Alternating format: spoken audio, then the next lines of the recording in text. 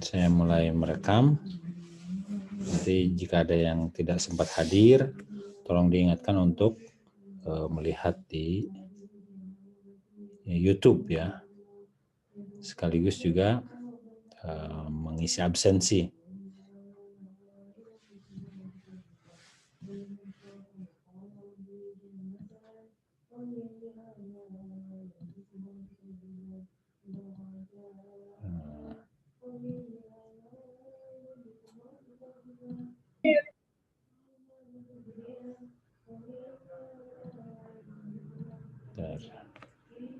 Bentar ya.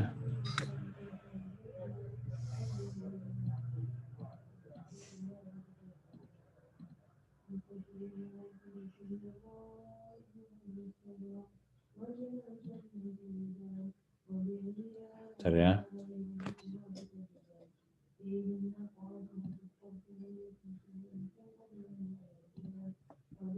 Mana ini? Udah nampak, kelihatan? Kelihatan, Pak. Kelihatan, Pak. Terlihat, Pak. Baik. Ada satu konsep yang diterapkan di dalam sebuah organisasi disebut dengan Organizational Citizenship Behavior atau OCB, Kampus Bertauhid.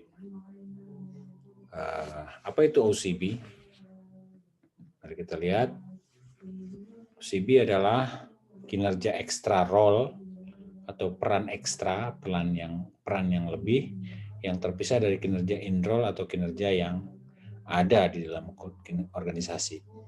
Artinya jika seseorang memiliki job desk tertentu, kemudian dia menambahkan pekerjaannya yang bukan daripada job deskripsinya berupa extra role, itu disebut dengan organizational citizenship behavior, perilaku kewarganegaraan organisasi.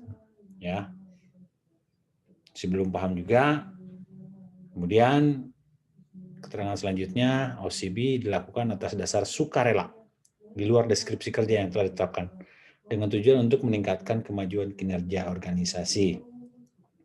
Jadi pekerjaannya bukan pekerjaan yang di luar organisasi, melainkan yang mendukung untuk kemajuan organisasi, tapi di luar dari deskripsi pekerjaannya.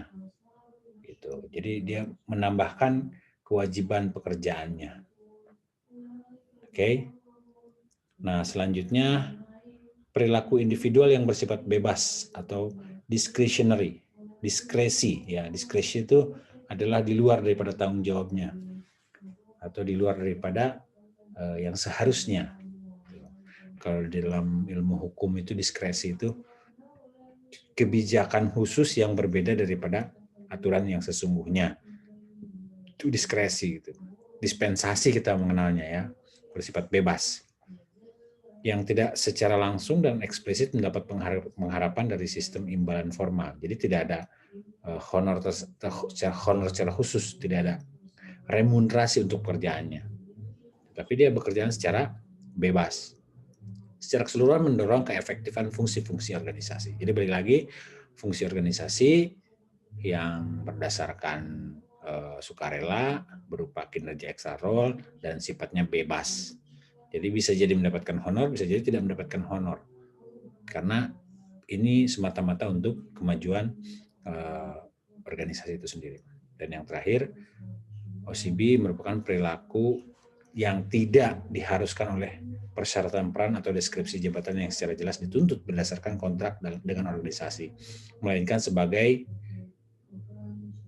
personal option, ya, pilihan personal, pilihan keinginan pribadi. Nah, itu kira-kira yang dimaksud dengan OCB.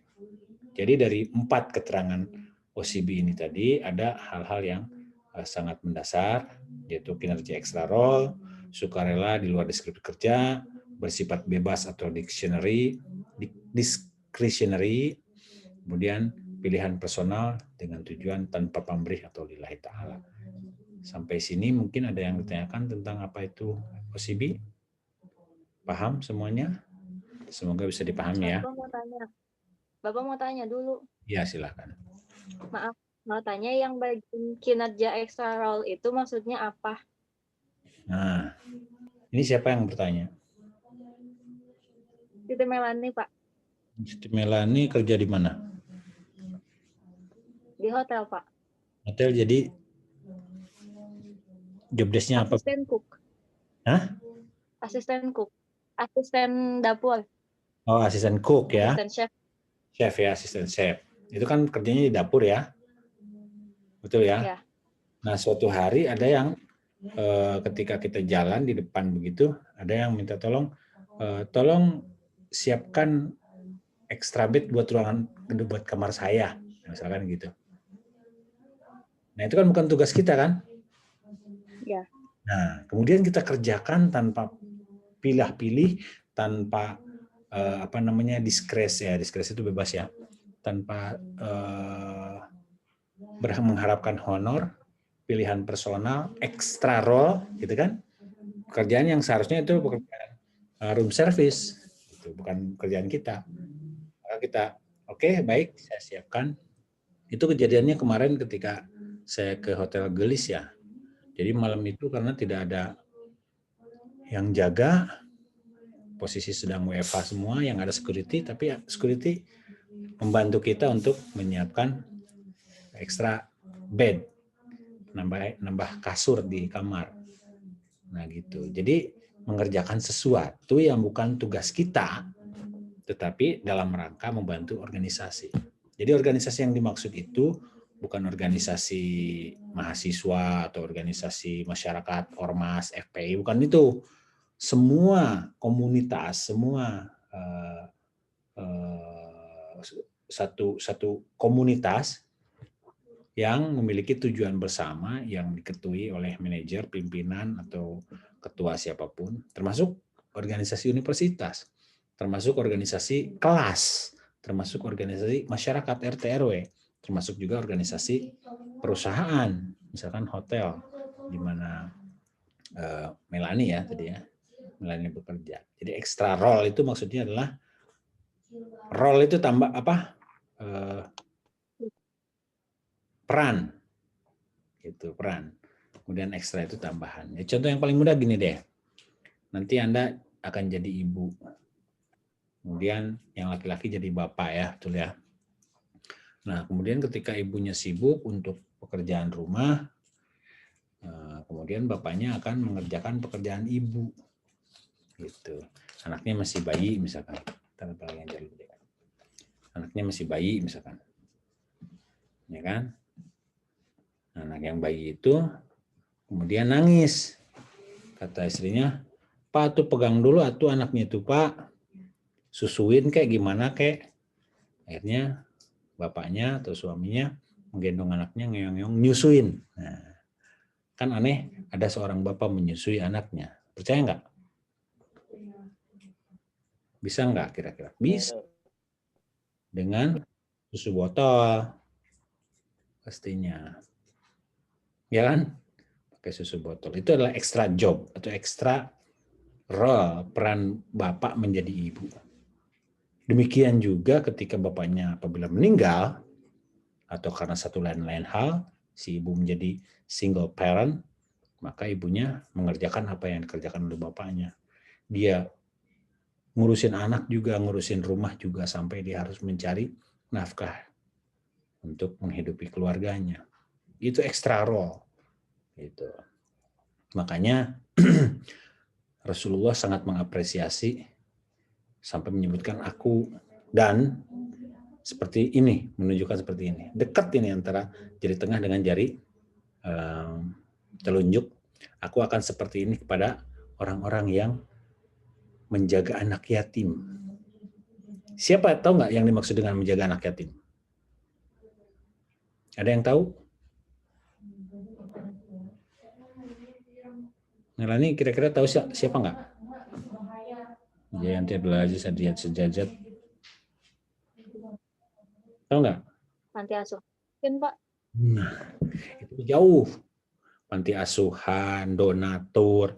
Iya itu juga, tapi itu jauh. Yang dimaksud oleh Rasulullah SAW yang seperti ini adalah single parent.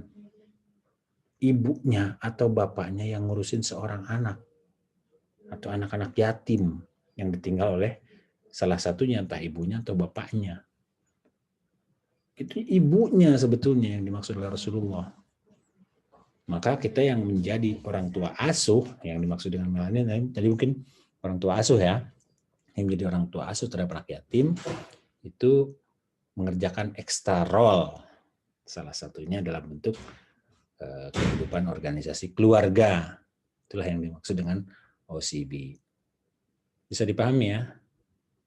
Ada banyak contohnya tadi. Terima kasih. Sami-sami. Lanjut ya. Oke. OCB adalah prinsip dan filosofi politik. Politik ini maksudnya adalah, nanti kita lihat. OCB kontribusi pekerja di atas dan lebih dari deskripsi kerja formal. Jadi yang kita lakukan kalau seandainya ada assistant cook atau menjadi clerk atau menjadi staff, itu dia mengerjakan pekerjaannya saja. Tapi kalau lebih daripada yang menjadi kewajibannya, maka dia sudah mengerjakan lebih dari sekedar deskripsi kerjaannya sendiri. Itu di atas. OCB melibatkan beberapa perilaku, menolong orang lain, menjadi volunteer sukarelawan untuk tugas-tugas ekstra, dengan tetap mematuhi seluruh ketentuan dan prosedur kerja. Jadi semuanya dilakukan. Ini tetap ketentuan dan prosedur tetap dijalankan, nggak semata-mata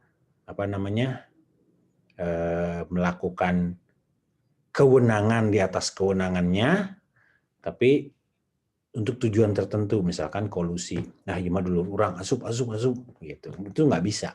Harus tetap dengan mengikuti ketentuan yang berlaku dan prosedur kerja yang ada. Yang kedua, perilaku-perilaku ini menggambarkan nilai tambah karyawan, nilai plus ya, dan merupakan salah satu bentuk perilaku prososial yang positif, ya positif, konstruktif dan bermakna membantu amal soleh. Jadi membantu fungsinya bukan menjadi tugas kita.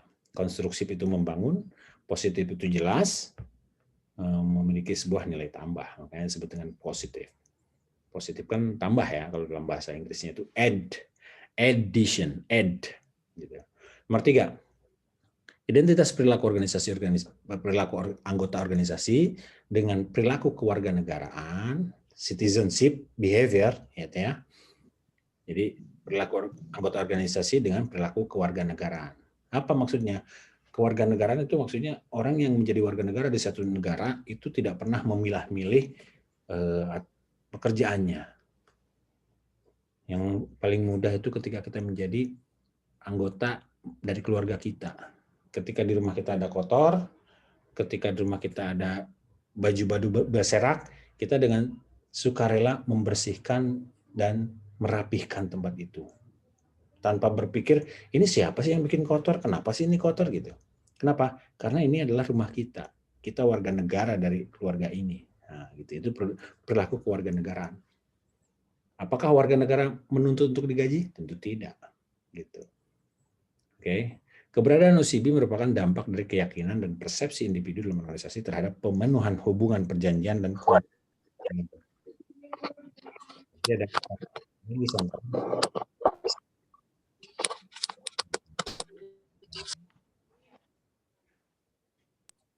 Oke. Pak Rizky mau tanya? Kalau nanya boleh dinyalakan, boleh. Kalau mau nanya nggak apa-apa, langsung aja nanya. Jadi ada disebut dengan hubungan perjanjian atau kontrak psikologis. Jadi ada feeling relationship gitu, hubungan feeling, hubungan psikologis seperti saya mau ngebantu sahabat saya jaga malam karena dia nggak bisa hadir, dia sakit gitu. Kita menggantikannya tanpa berharap untuk mendapatkan imbalan, tapi kita mengerjakan kerjaan dia. Nah, itu termasuk perilaku anggota organisasi secara perilaku kewarganegaraan. Terakhir, perilaku ini muncul karena perasaan individu sebagai anggota organisasi yang memiliki rasa puas apabila dapat melakukan sesuatu yang lebih dari organisasi yang dimaksud. Jadi ketika Anda memiliki menjalankan sebuah pekerjaan yang bukan job desk Anda, dan itu sudah terlaksana dengan baik, maka akan ada rasa puas, ada rasa pride, bangga, senang, gembira, sentosa, sejahtera. Gitu. Bisa kenapa? Karena bisa membantu orang lain untuk mengerjakan pekerjaannya. Itulah yang dimaksud dengan OCB sebagai keterangannya. Sampai sini ada pertanyaan? Tidak ada. Alhamdulillah. Benar nggak ada pertanyaan? Izin bertanya, Pak. Silakan Ramdhani. Terkait materi yang Bapak sampaikan, Pak, terkait OCB ini, itu bagaimana, Pak ya, secara menumbuhkan sifat seperti ini, apakah memerlukan suatu keadaan tertentu, gitu, Pak? Kadang kita kan menolong menolong seorang misalkan di luar kebiasaan kita, itu perlu sifat simpati empati yang luar biasa gitu, Pak. Mungkin hanya untuk segelintir yang terdekat saja. Tapi kalau misalkan yang jauh dengan kita itu seperti apa, Pak? Menumbuhkan sifat seperti itu. Demikian, terima kasih, Pak. Ya, ini kan sebetulnya behavior ya. Behavior itu watak yang memang timbul menjadi sebuah karakter. Sebagaimana mata kuliah kita, pendidikan kampus bertauhid, itu untuk memberikan atau menanamkan nilai akhlak mulia sehingga menjadi watak. Gitu. Sebetulnya kampus bertauhid itu pada akhirnya berkarakter tauhid. Gitu. Kalau ukuran kita itu adalah ukuran untuk mendapatkan ridho atau mendapatkan imbalan dari Allah, itulah kita udah masuk ke dalam watak karakter bertauhid. Makanya ada istilah behaviornya. Behavior itu watak sekali lagi ya. Jadi OCB yang dimaksud, bagaimana cara menumbuhkannya, maka kita tanam. Orang mau bekerja, orang mau berbuat, orang mau bertindak, itu atas dasar pengetahuannya. Nah, sekarang yang kita sedang lakukan, itu sedang menanamkan pengetahuan. Begitu kita tahu, begitu kita mengerti, maka kita akan lakukan. Banyak orang yang tidak mengerti, akhirnya tidak melakukan. Kan gitu. Jadi kita berangkat dari porsi atau dari sisi kognitif dulu namanya. Kognitif itu yang dimaksud dengan pemahaman, baik analisis ataupun pemahaman. Analisis itu berdasarkan pemahaman menalar ataupun menghafal. Gitu kira-kira. Jadi kalau ditanya, bagaimana cara menumbuhkannya? Maka harus ditanam dulu. Apa yang ditanam? Ya pengetahuan tentang tauhid itu tadi.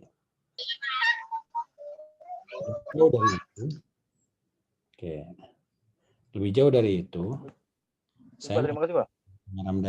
Ramdhani, kenal Allah dari mana? Kenal Rasulullah yang namanya Muhammad dari mana? Pasti jawabannya adalah dari Ramdhani. Dari guru kita, Pak. Dari guru. Siapa gurunya? Namanya Ustadz A, Ustadz B, Ustadz C. Mereka tahu dari mana?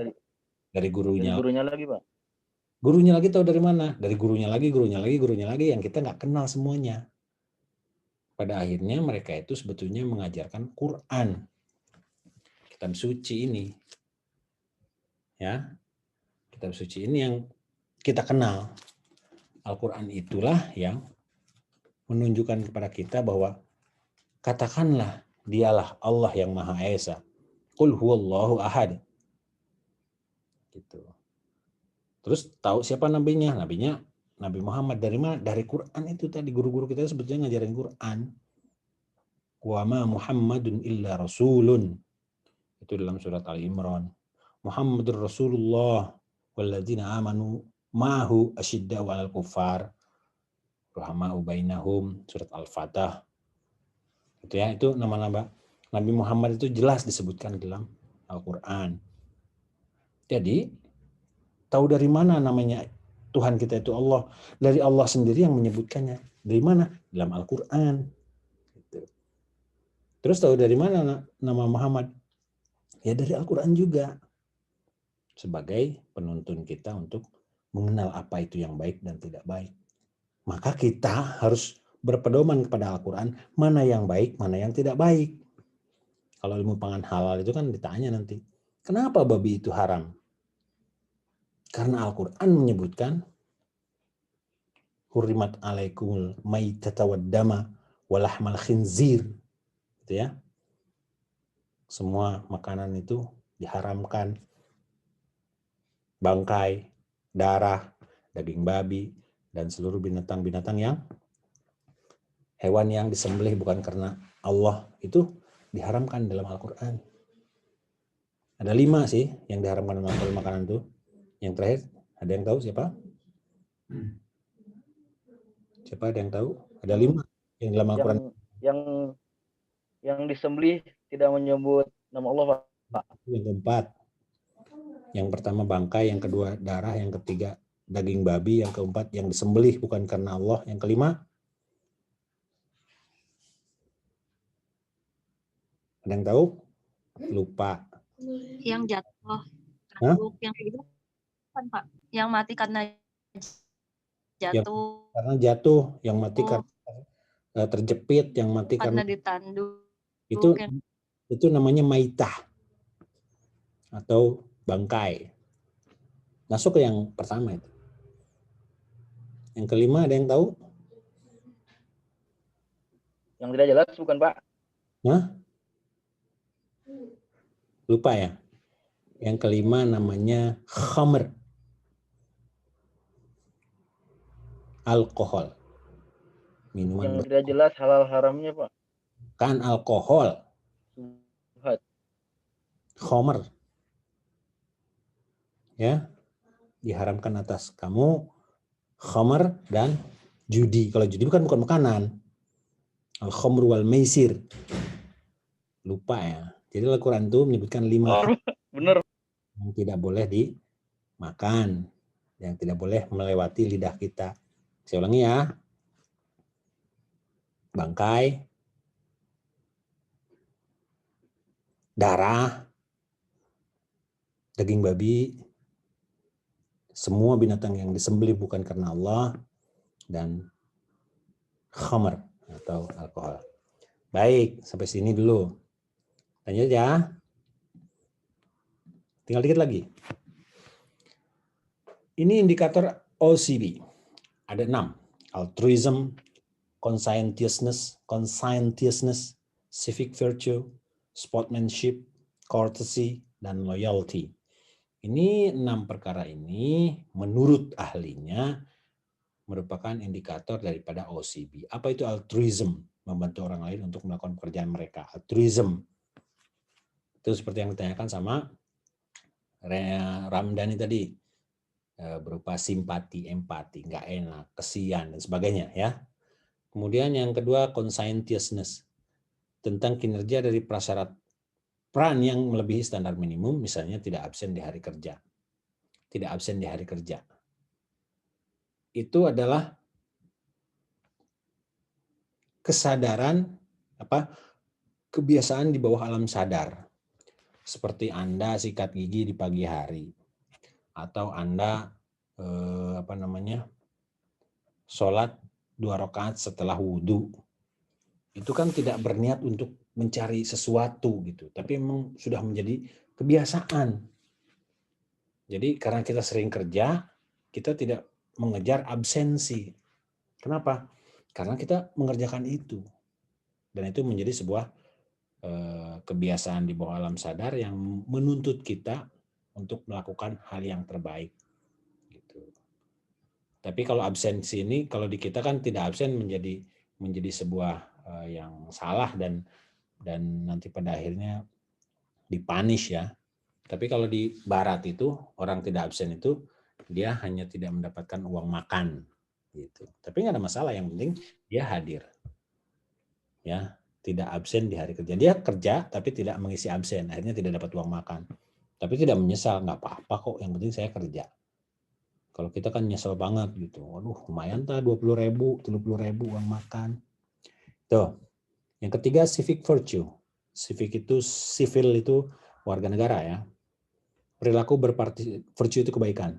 perilaku berpartisipasi dan menunjukkan kepedulian terhadap kelangsungan hidup organisasi. Caring, ya, caring, kepedulian. Yang keempat, sportsmanship, menunjukkan kesediaan untuk mentolerir kondisi yang tidak menguntungkan tanpa mengeluh. Jadi kalau seandainya ada orang yang salah, kemudian kesalahan itu dijatuhkan ke kita, ya kita terima aja, nggak apa-apa. Yang penting organisasi ini berjalan dengan baik.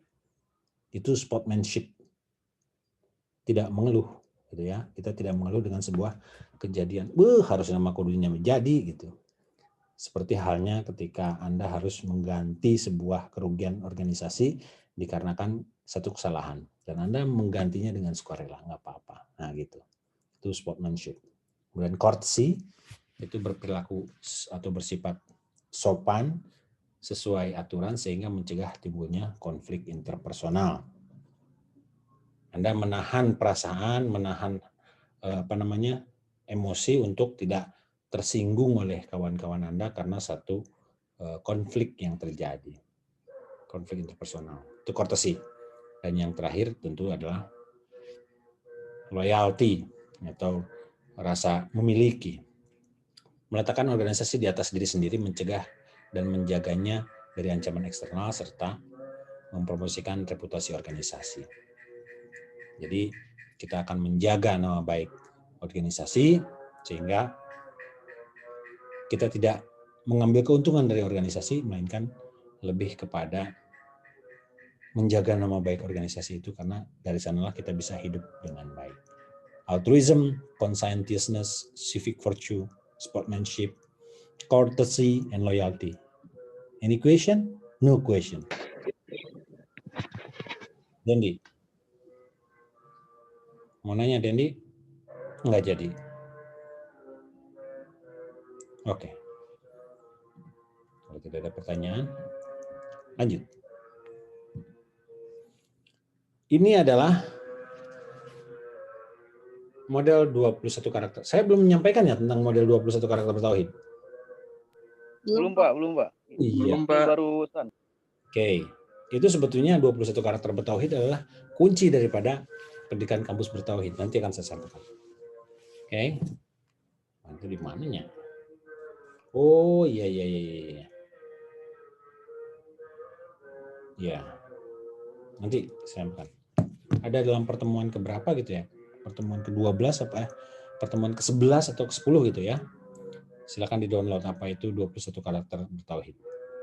Jadi karakter bertauhid itu, 21 karakter bertauhid itu terdiri dari 4 aspek. Yang pertama local wisdom, yang kedua national wisdom, yang ketiga international wisdom, dan yang keempat adalah spiritual wisdom.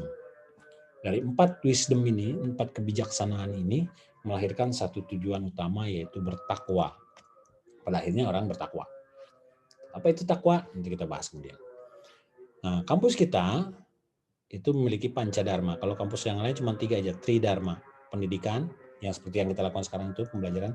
Penelitian, kita akan meneliti. Tadi saya dengar ada orang berbicara dengan H2O, CO2, karena itu ya, urusan kimiawi. Tapi kimiawi hanya akan menjadi kimiawi ilmu belaka yang hanya mengendap dalam ingatan kita.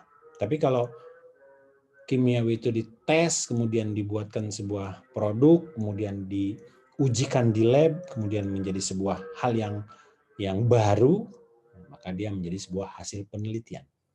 Oke. Dan yang terakhir adalah pengabdian pada masyarakat, di mana ilmu berdasarkan pendidikan dan penelitian itu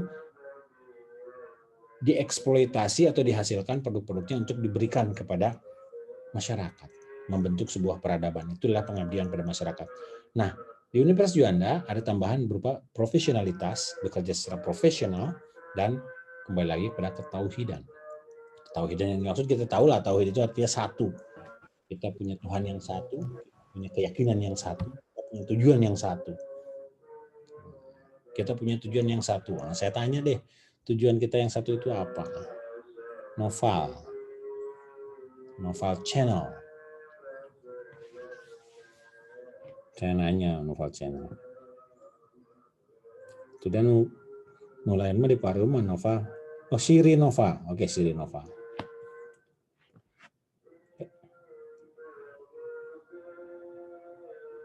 Boleh saya tanya? Silakan dijawab.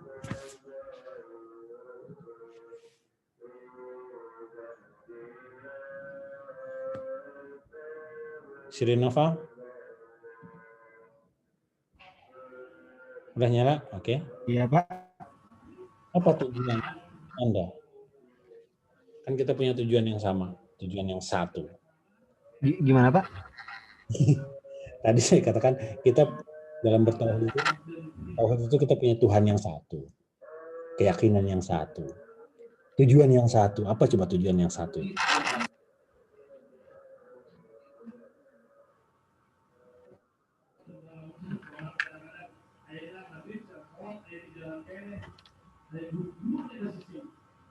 Saya nanya lah sama Siri Nova.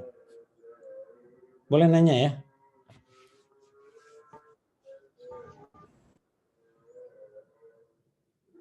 Siri Nova. Siri. Kayak laptop MacBook aja. Siri.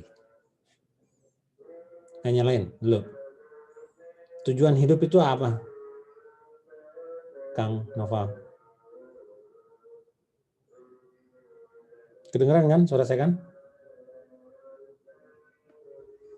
Atau ada yang mau jawab?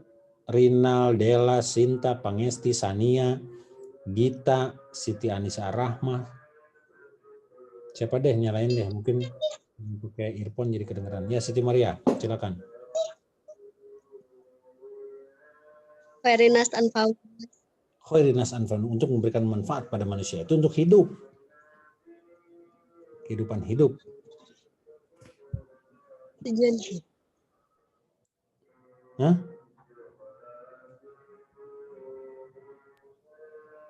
Boleh menjawab, Pak? Silakan. Siapa itu? Ramdhani, silakan. Boleh menjawab, Pak? Izin. Tujuan hidup apa?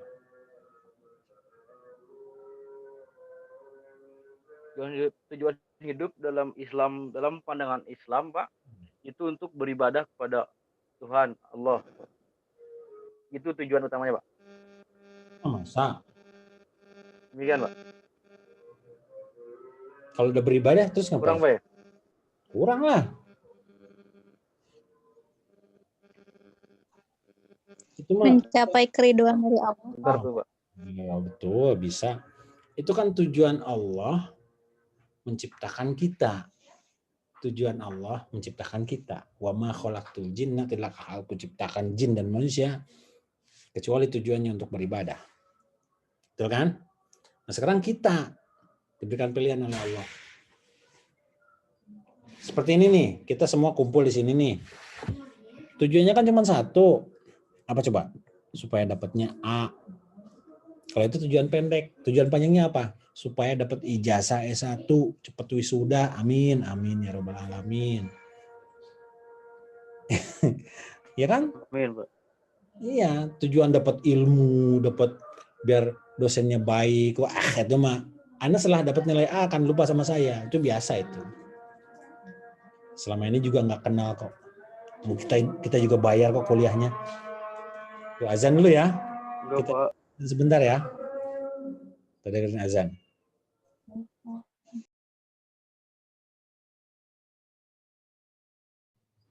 Baik,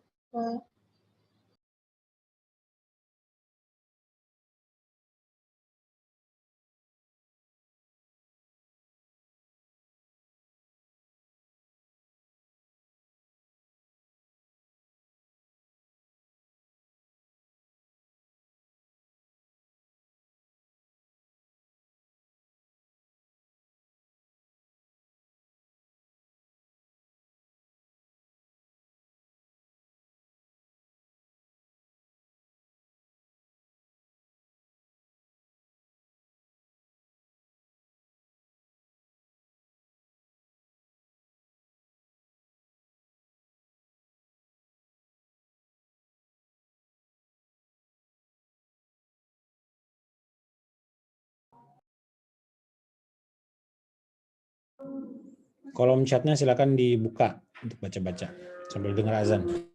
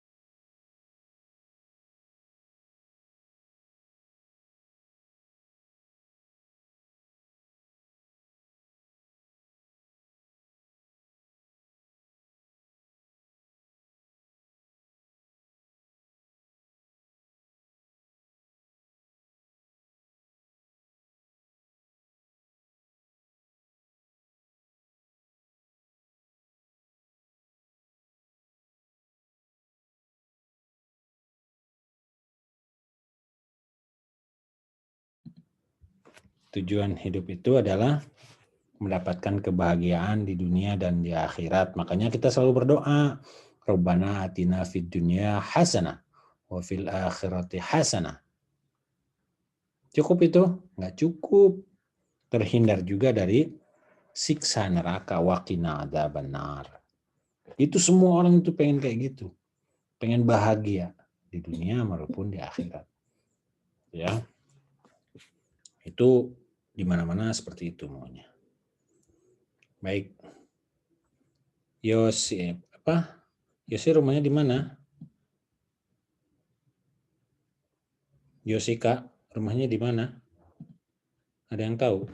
Bapak ya Di itu Pak, di Ratna, Di Teluk Pinang. di Teluk Pinang. Ya. Ya. Ya, kita doain ya buat neneknya, mudah-mudahan diterima iman Islamnya, menjadi orang yang fid dunya hasanah wa fil akhirati hasanah, dan dijauhkan dari azab di neraka, amin ya rabbal alamin. Baik, saya lanjutkan yang tadi ya. Nah, dari tujuan tauhid itu tadi, kita ini menjadi komunitas umat yang menjalankan roda kehidupan masyarakat secara organisatoris dengan sistem ketauhidan di dalamnya. Karena kampus kita adalah kampus bertauhid. Jadi kita ingin bahagia di dunia dan bahagia di akhirat, dijauhkan dari azab neraka. Melalui tentunya OCB itu tadi. Ya. Altruism, conscientiousness, civic virtue, sportsmanship, courtesy, loyalty. Ini 6 indikator terhadap organizational citizenship behavior yang secara pendidikan akan mendukung roda organisasi, roda kehidupan masyarakat dalam kampus bertauhid. Nah, saya carikan dulu ya. Mana ini kampus bertauhid. Bentar. Biar kelihatan bentuknya. Login.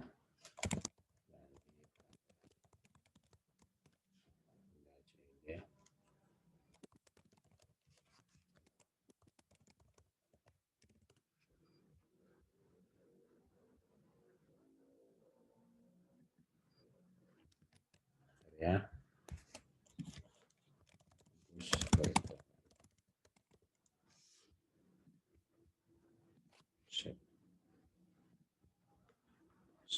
SPKT akhlak.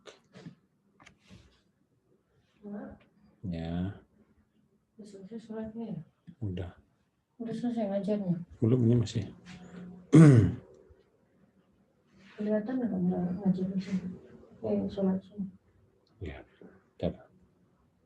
Matiin dulu deh videonya. Pandangan hidup mana teh? Oke. Sholat aja dulu.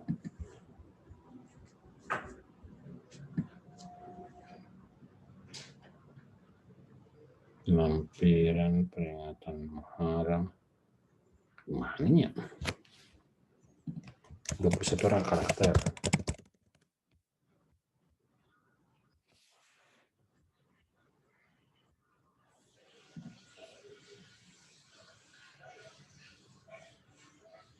Ini dia.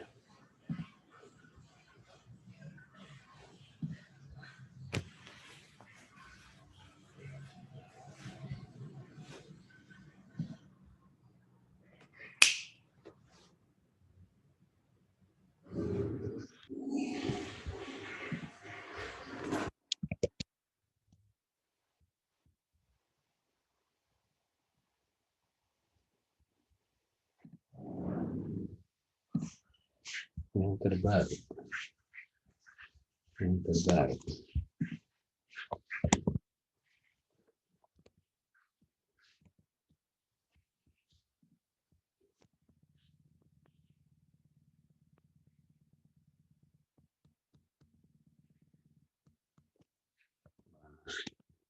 Wah, gagal ya.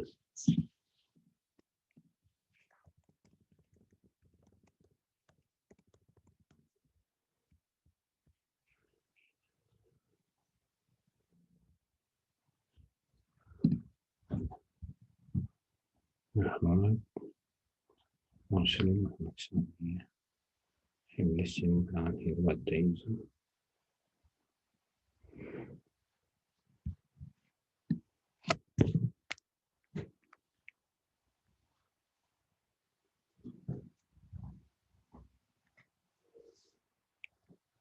Sini ada nih. Sini ada nih.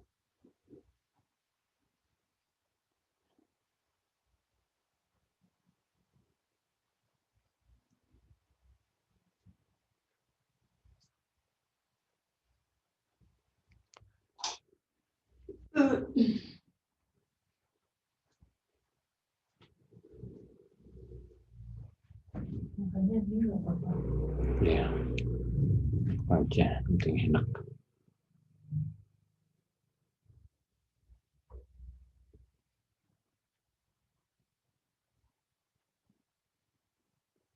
Rice. Oh gitu ada ini. Oh ada masuknya. Lihat ya. Nah, apa itu 21 karakter bertauhid? Ini kita udah tahu nih tauhid tentang iman, Islam dan ihsan. Islam itu syariat, sholat, zakat, puasa, haji gitu ya. Udah tahu itu karakter tauhid, baca sendiri apa itu karakter tauhid. Itu tauhidul asma wa sifat, tauhidul uluhiyah, tauhidul rububiyah. Nah, kita tahu itu semua ya. Nah, ini yang dimaksud dengan karakter 21 karakter bertauhid ada local wisdom, national wisdom, global wisdom atau international wisdom dan spiritual wisdom. Oke. Local wisdom itu ada di Jawa Barat, ada di Bogor. Cager, bager, benar, pinter, singer. Itu cager itu sehat, bager itu baik, benar itu lurus, hanif, pinter itu cerdas, memiliki banyak wawasan pengetahuan dan tajam menganalisis, kemudian singer itu gesit. National wisdom, nasionalitas, kita memiliki patriotisme, rasa cinta tanah air, integritas, memiliki daya tanggung jawab yang tinggi, loyalitas, rasa memiliki, respeksitas, sangat respect, gitu ya. Dalam bahasa Sunda itu ada namanya someah, hormat menghormati, kapasitas itu artinya kompetensinya tinggi. Gitu. Global wisdom itu terdiri dari 5, kesadaran, tanggung jawab, keterlibatan atau keikutsertaan, kreatif atau sangat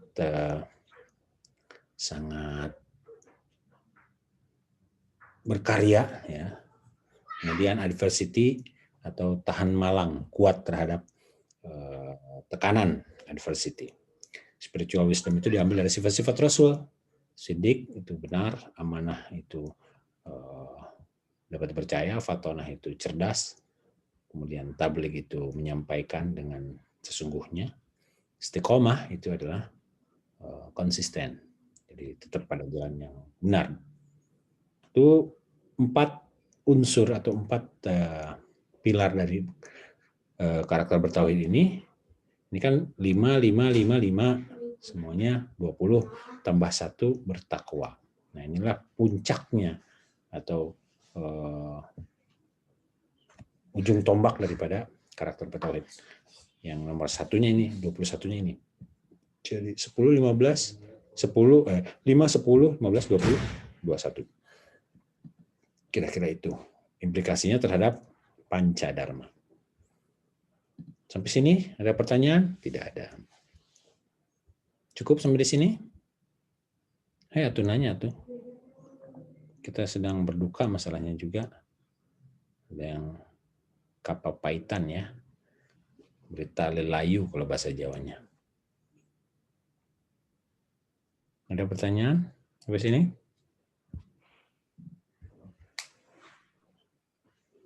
Yang berani? Abang mau kemana, Bang? Mau kemana? Udah, tidak ada tanya lagi?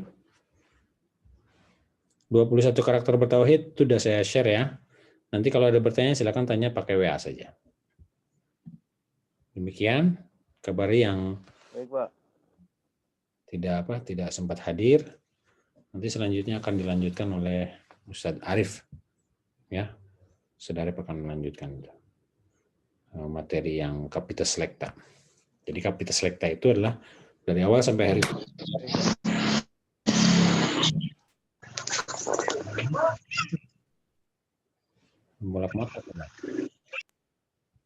Oke, demikian pertemuan kita pada hari ini. Mudah-mudahan bermanfaat. Terima kasih atas kebersamaannya. Allah yaqulul haq wa huwa yahdis sabil. Siap-siap untuk ujian akhir semester.